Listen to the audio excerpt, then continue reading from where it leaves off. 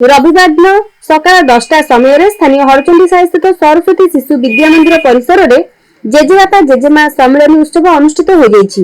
एही उत्सव में विद्यालय परिचालना समितिर उपसभापति श्रीमती सोनलता दास प्रदीप प्रज्वलन पूर्वक उत्सव को उद्घाटन करथिबा बेले विद्यालय स्थित महप्रकाश मठर मठाधीश माननीय श्रीजुक्त सुभानंद जी मुख्य वक्ता भाव उपस्थित थिले। विद्यालय प्रधानाचार्य श्रीजुक्त रवींद्र कुमार नंद अतिथि मानक परिचय प्रदान करथिबा बेले विद्यालय शिशु भाई भौणी मानक द्वारा प्रार्थना वंदना स्वागत संगीत और व्यक्तिगत गीत परिवेशन करा जायतिला।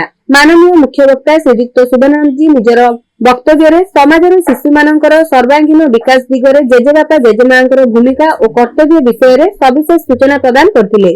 तांकर सुमधुर उपदेयता वक्तव्य उपस्थित समस्त जेजेबापा और जेजेमा माने अनुप्राणित होइथिले।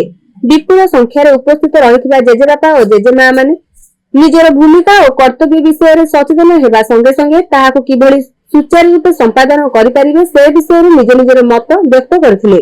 विद्यालयर कुनि शिशु मानक द्वारा चढ़ैया चढ़ौनी नृत्य और अन्य सांस्कृतिक नृत्य आदि कार्यक्रम को उपभोग करी समस्त मुखरे आनंद उल्लासर लहरी उंकी मारुथुवा परिलक्षित होइतिला। शेषरे श्रीमती दास धन्यवाद अर्पण करी सभा सांग करथिले।